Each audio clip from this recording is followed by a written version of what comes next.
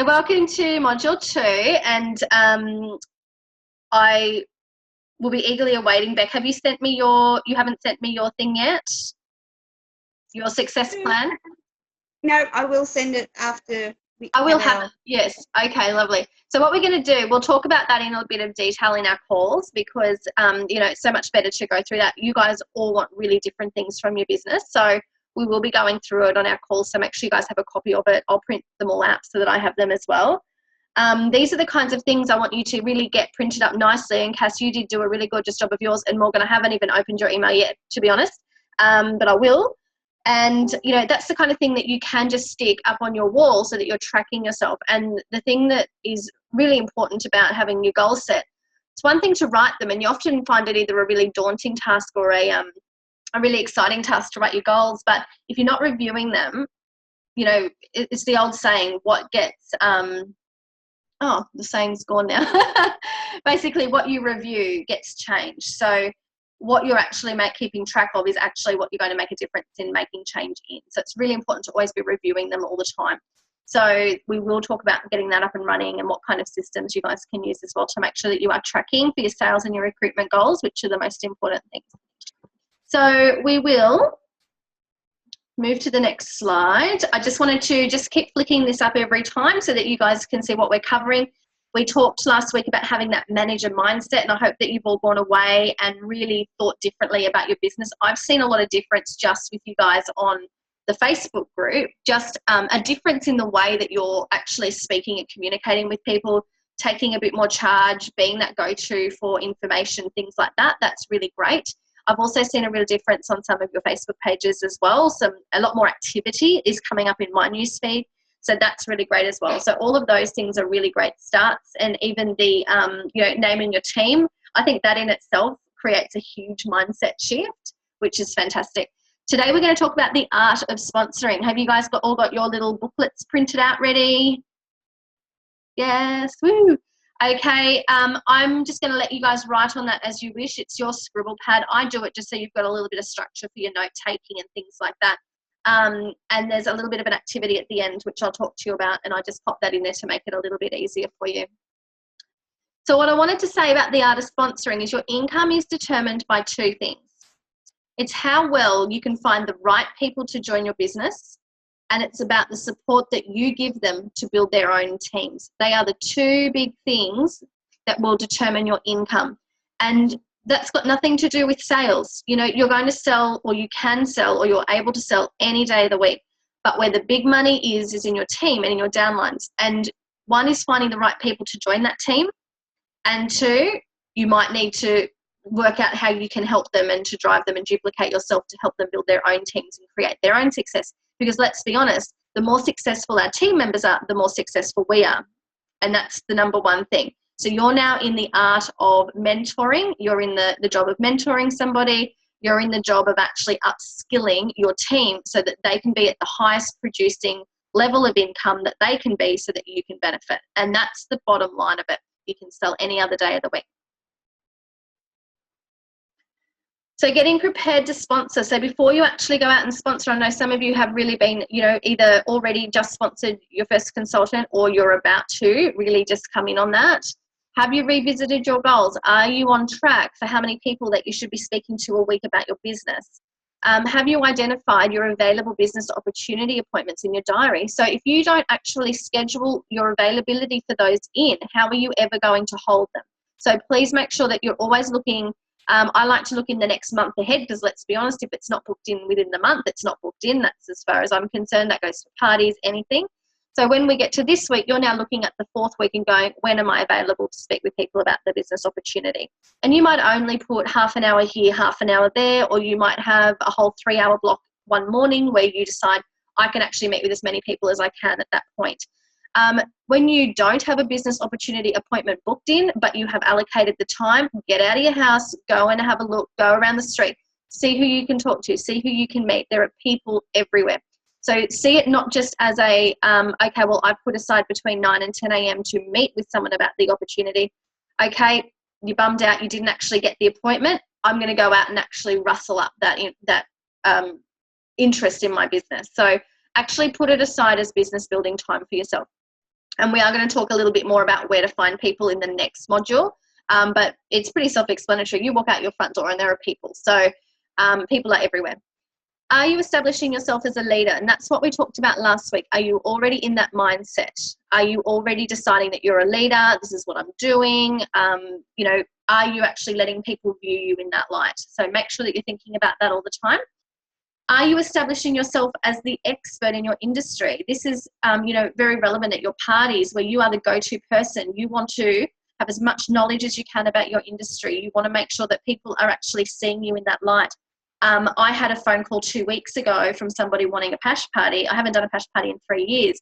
People are still coming back to me. And I really feel that that's something that I did do well, not to toot my own horn, but I really do feel that I did establish myself as the expert within the industry, and that is even better now exemplified because I've actually got people still coming to me and asking for parties on a monthly basis, which is great. And have you been telling people your personal story? When you tell people what you do, are you then elaborating on that so that they can understand what this opportunity is about and how it's helped you? So these are the things that you need to be doing all of the time to be able to get prepared to sponsor somebody. So make sure that you're really thinking about these things, and the goals is the big thing.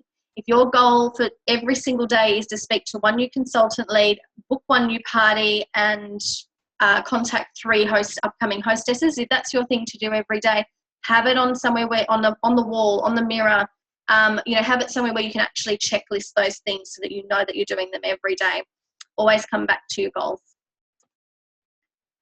So getting ready to sponsor, there's a real art to sponsoring, and I'm going to go through the principles of sponsoring tonight. But when you're getting ready, it's really about making sure that when you approach somebody, it's quite warm, that you've got some sort of relationship or some connection with them.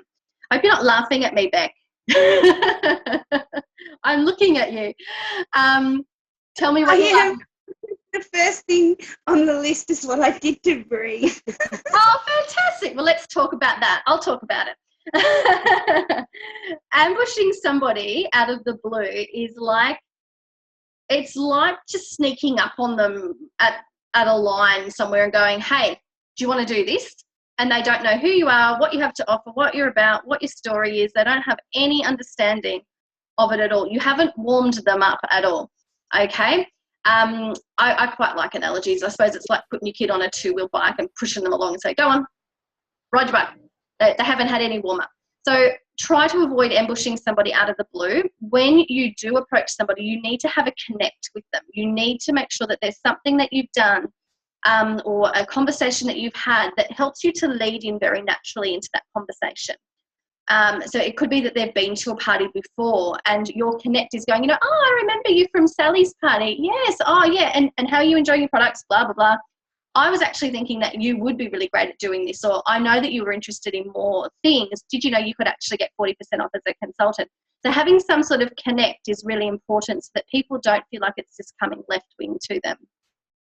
You have to understand what their hot button and pain point is. Now, you 3 girls did the previous course with me, so we've talked a lot about hot buttons, pain points. I'm actually starting to prefer the pain point way of saying it. That's why I've used both terms. I think it's a little bit more specific.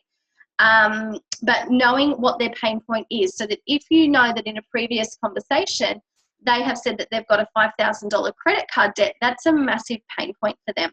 That's something that when you're connecting with them that you can use to help bring them into this conversation about the opportunity, because you have a solution for them. You might also, in a similar way, they might have a pain point of that they feel they never get out of the house and speak to adults because they've got 4 kids under the age of 6 and a husband that doesn't help or whatever it's going to be. That's a connect. That's something that you can help to solve their pain point. So very important to try and identify that pain point as early as possible. Some people have like 5 pain points. Some people, it's really hard to work out what that is. So, and that's a relationships thing. That's I suppose, a strategy that you build when you start to deal with people more and more. When you contact them, you've got to know who they are and why they'd be interested in the opportunity. And that comes back to that pain point. And you should always offer your business opportunity as though you're offering a gift to them. You're offering them a solution to whatever their pain point is. Things like when you know that they've got $1,000 of credit card debt they need to pay off, it's like, well, you know, you're offering them the opportunity to have that card paid off and have extra income to go and do what they'd like to do.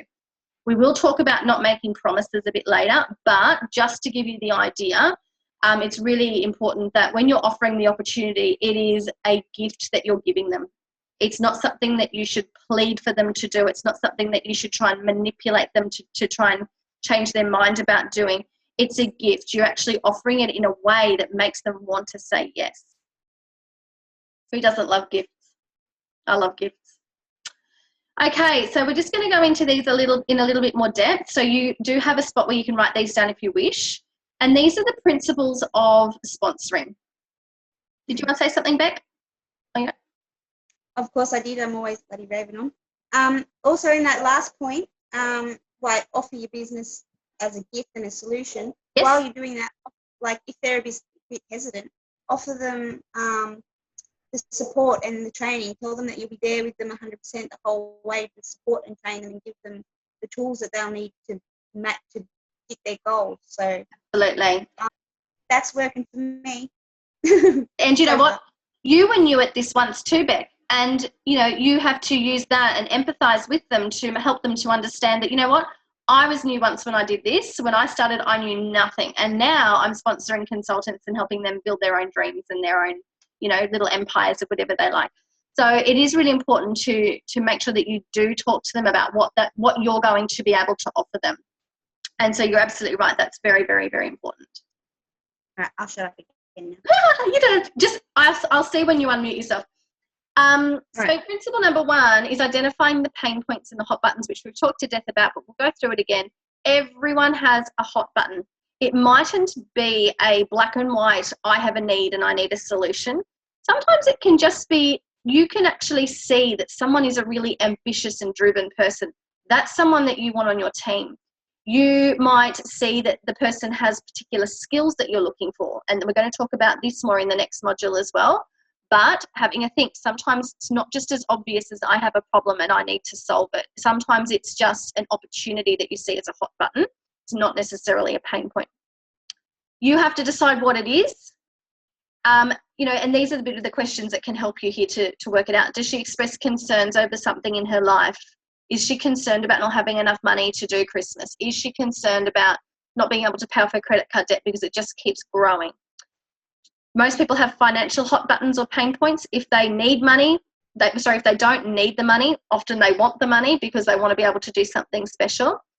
A lot of people just have big dreams. They have aspirations, especially mums. I mean, we were here first. We were ourselves first before we had children. And when we have children, we put our lives on hold, really, in a sense of the way, in the meaning of that.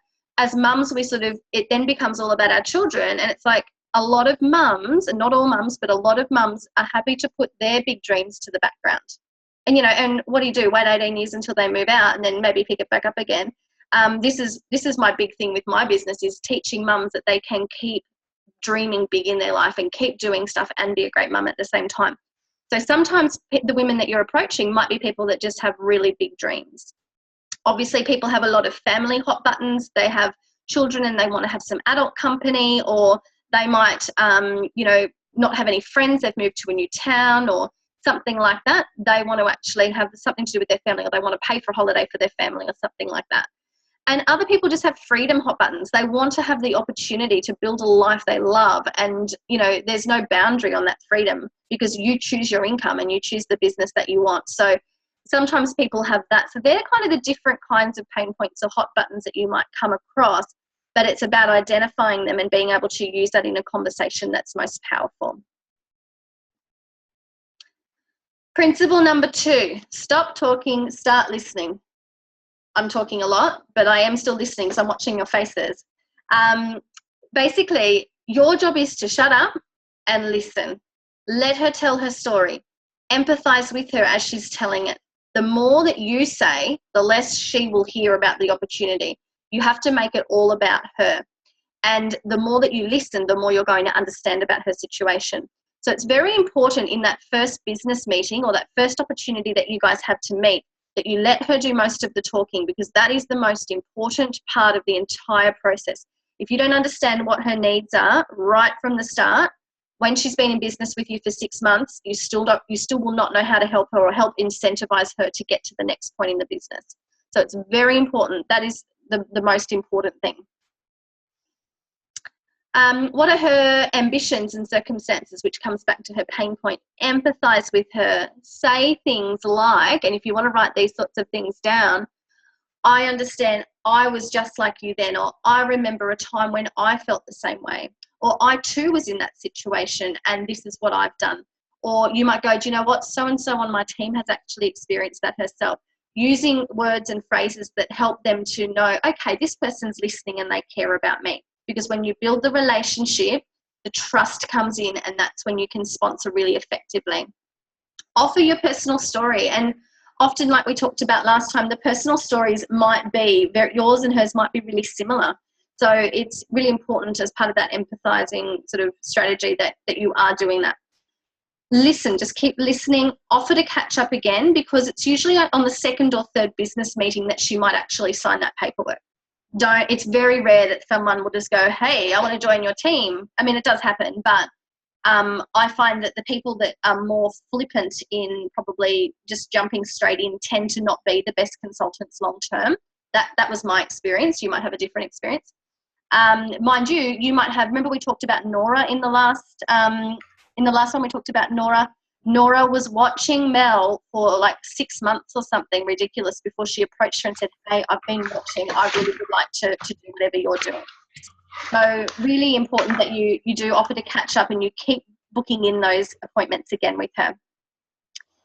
Tash, hello. So I was just going to quickly jump in to say, obviously we had a lot of people that phone Pash or send in an email to Pash, and often women will just, and I think this translates well to the women that you'll be seeing or the women that you might meet in the street.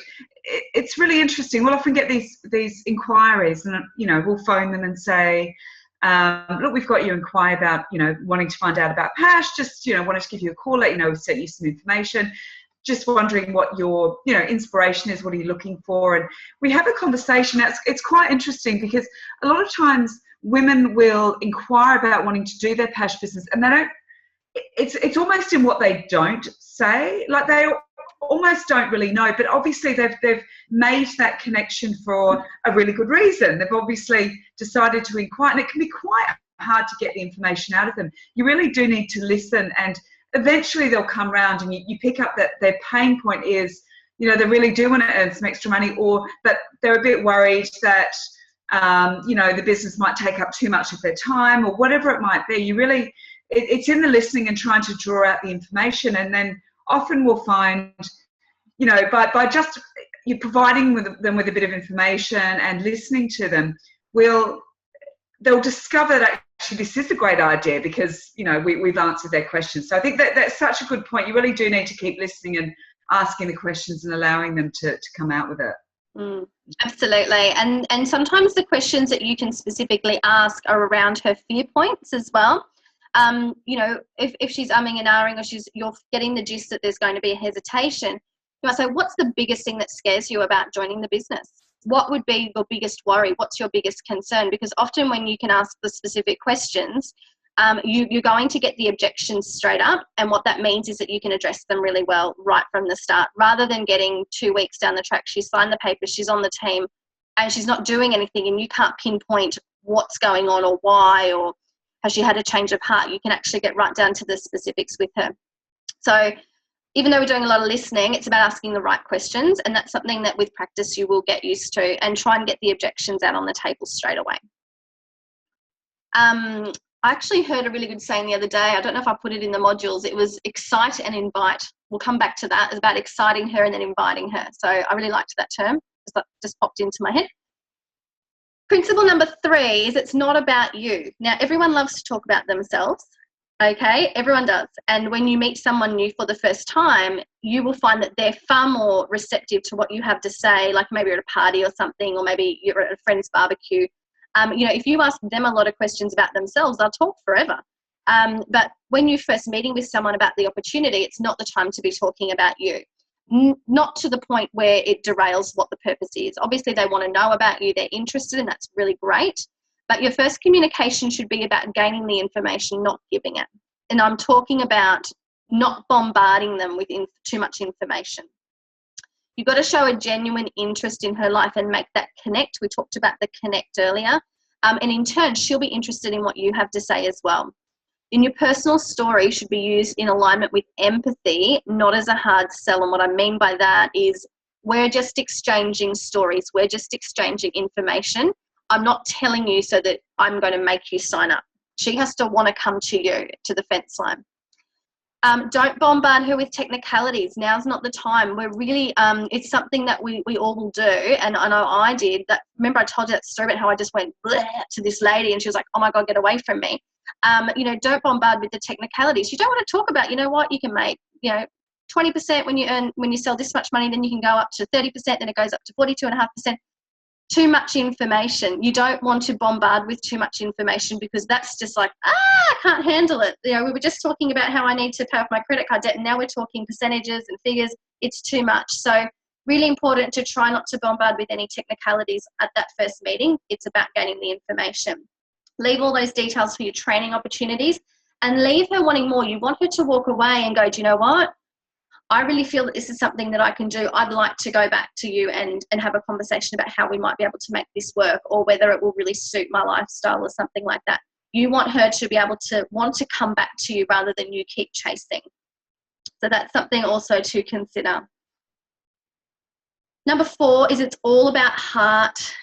So the business opportunity, we talked about it before, you should be offering it as a gift, not as a business. Like, even though it's a business, you want to be offering it in the way that it comes across like you're handing them a gift, which is really lovely and warm and fuzzy. The business should be an emotive solution to their pain point or their hot button. So, when she says, I'm in $10,000 worth of credit card debt, you're not promising that she can pay it off, but what you're doing is you're saying, well, do you know what? I actually have a solution that might work for you. How would you like to earn a few $100s extra a month on top of your income so that you can get on top of that credit card debt? So you're actually offering a solution, not a full solution because you're not responsible for it, but you are offering a solution to their problem, which is really great. Or similarly, you know what, how would you like to get out of the house for 3 hours a week and actually talk to ladies and share experiences and things like that? This is what the Pash business will be able to provide you with. So, again, you're offering that solution to her pain point. People are driven, when they make their decisions, they're emotional first, but they base it on their I want, and then their logic sort of plays in second. So it's very important that when you're doing all of these discussions, it is from the heart. And people will join the team based on their emotional response to you. It's about how you deliver it. And I truly feel that. Some people are able to do it in a very business-like sense, which is great if that works for them. I feel long-term you get the best out of your team if you've really got that emotional connection, that emotional response with people. And always put them first. It's all about them. This is a biggie. Never exaggerate. And I've seen this firsthand done. You can't make promises for what people are going to achieve in their business. So don't tell them you can make $2,000 a month. Don't tell them they're going to, be able to buy a new car by Christmas.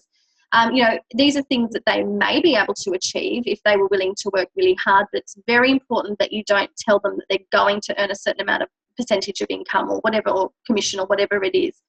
Just be these are the possibilities. This is what I've managed to achieve. When I started out, here's what I was achieving. Luring someone in on an unrealistic expectation or an exaggeration will result in poor performance because, there's different types of consultants when they come in. Some are just really independent, like all of you girls. You're driven intrinsically. You guys know what you want and you're willing to go and work hard to get it. Others need to be pushed and pulled along a little bit with a bit of a pat on the bum. Others are just like, well, you said I'd make $100 a week and I'm not, so I'm not doing anything. So it's very important that what you say to them is really driven by how hard they're willing to work, not by a promise that you're going to make. And don't forget that where you are in your business now looks very different to where they are starting. You might already be selling $2,000 worth of product a month. That maybe you weren't at the beginning. So it's really important for them to understand that they shouldn't compare the middle of your journey to the beginning of their journey as well. And everything that you say should be about how you want to help that person. at their particular point in their journey. So again, it's about coming back and meeting that person's needs in a really timely manner. So don't exaggerate. Don't do it.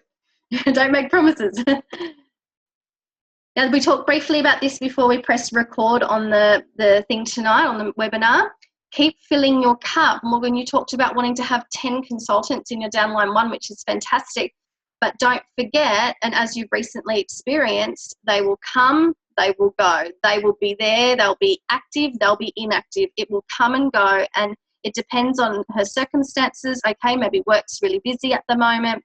Maybe her child is sick, or something else will happen. And there'll be periods of time where you've got consultants who will work and who won't work, who will take time off, who will work constantly, or they'll leave the business for whatever reason. So it's really important that you keep filling the cup. That means that you just keep sponsoring new consultants all the time, because only a particular percentage, like maybe a quarter or a fifth of your consultants will be all active at the same time. And what if they just turn around tomorrow and decide they don't want to do this anymore, which does happen.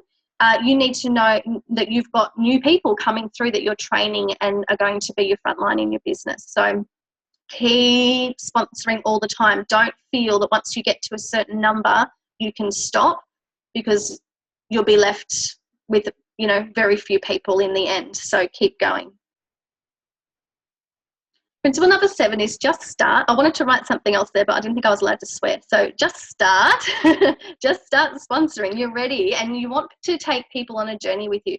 We talked about in the star performers, we talked about how sometimes we feel that we have to be at a certain level in our business before we start inviting people into the business opportunity.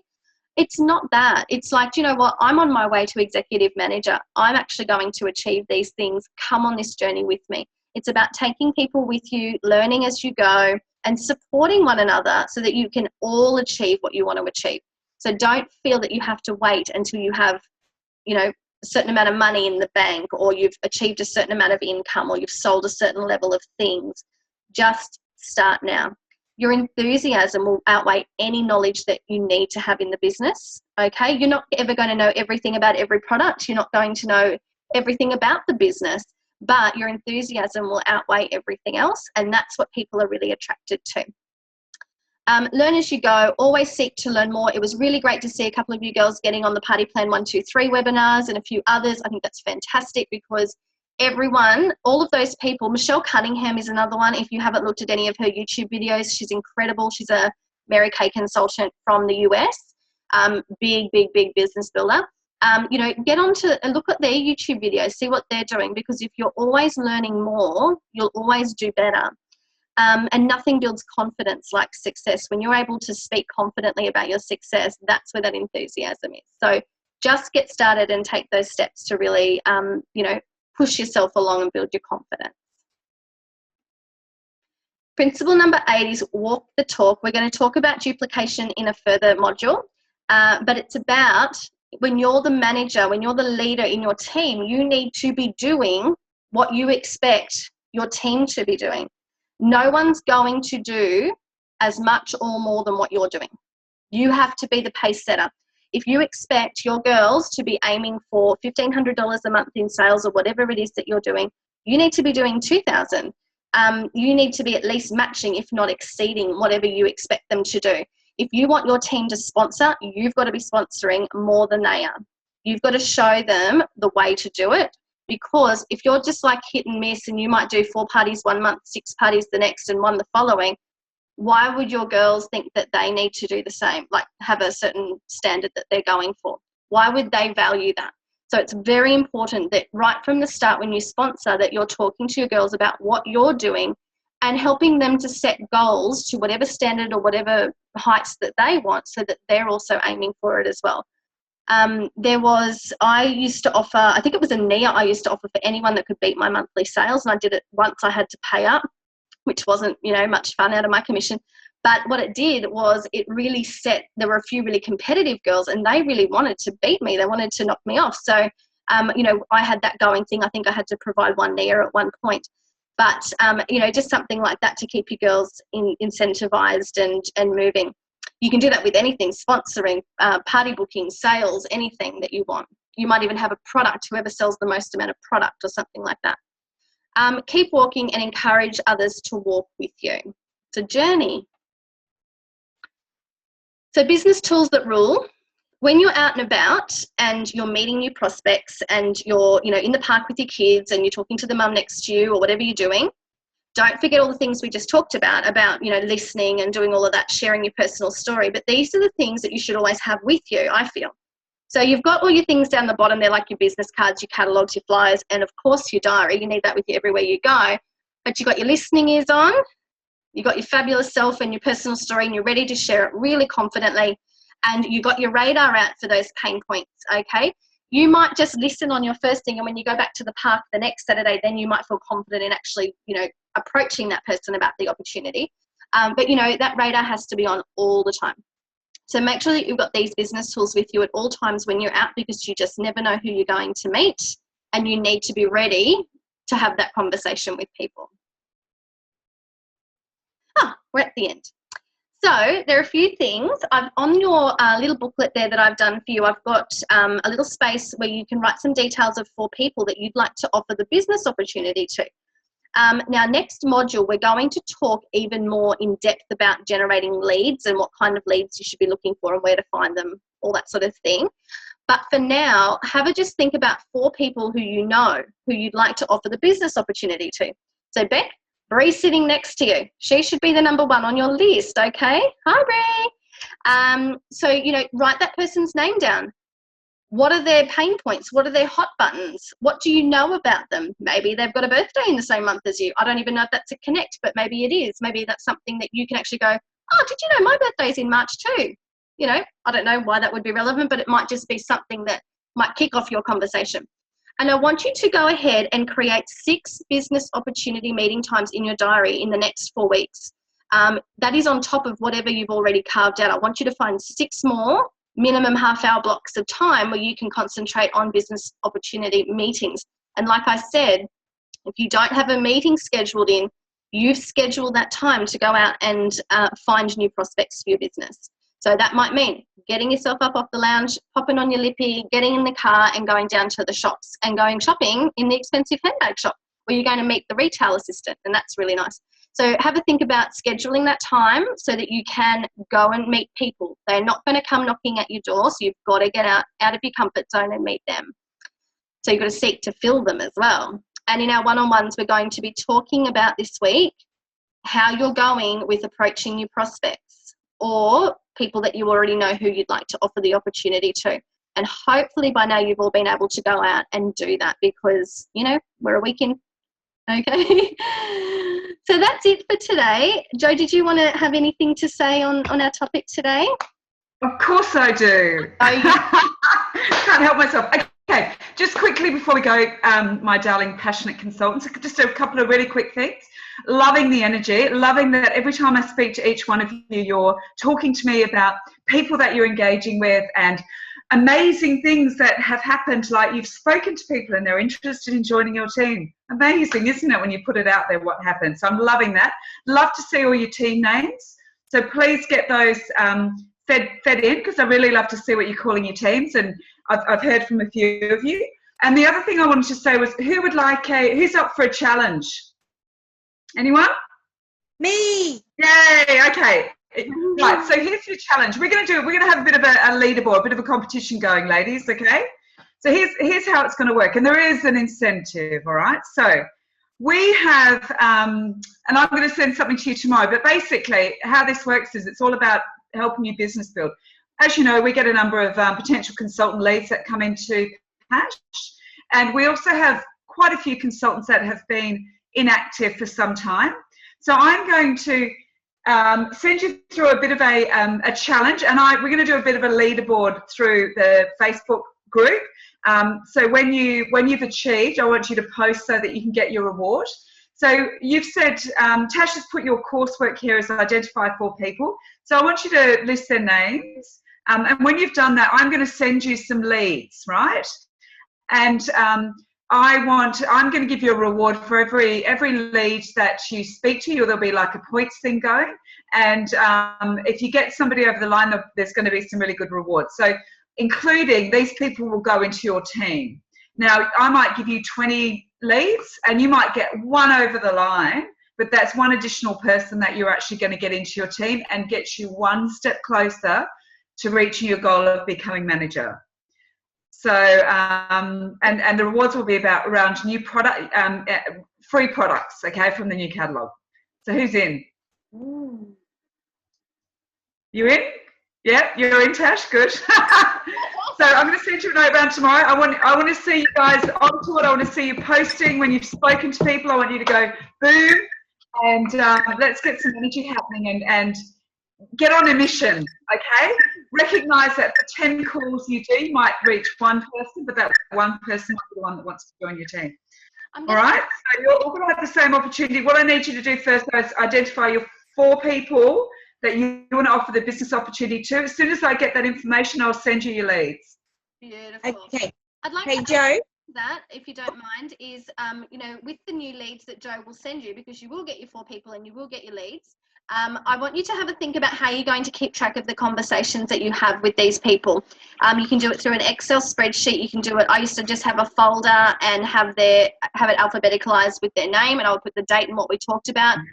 Because what will happen is once you have more than about a handful of leads that you're following, you're going to start forgetting what you talk to certain people about. And it's very important that when you ring them, and you won't remember everything, it's the way that it is. It's really important that when you ring them the second or the third or the 4th time, you pick up exactly where you left off. So it's very important that if they talked about how sad it was that their dog died last week, that you go, oh, how are you feeling, you know, since your dog died, you know, whatever it's going to be. But what it does is it creates that relationship with that person, that you've managed to remember something about them, you've taken interest in them, and it also just helps to keep you on track with where you're up to with everything. Because I can tell you, once you get more than a handful, it becomes really tricky to remember all of that information. So have a think about how you're going to track all of the conversations that you're having. Love it. All right, ladies. Okay. Right. Looking forward to seeing how you all go with the challenge. Lovely. And getting some nice goodies off to you as well. Thanks, Joe. Right. Thanks, everyone. Okay. I'll talk to you guys tomorrow. Okay, bye. Loving it. Bye. So I've already got 7, so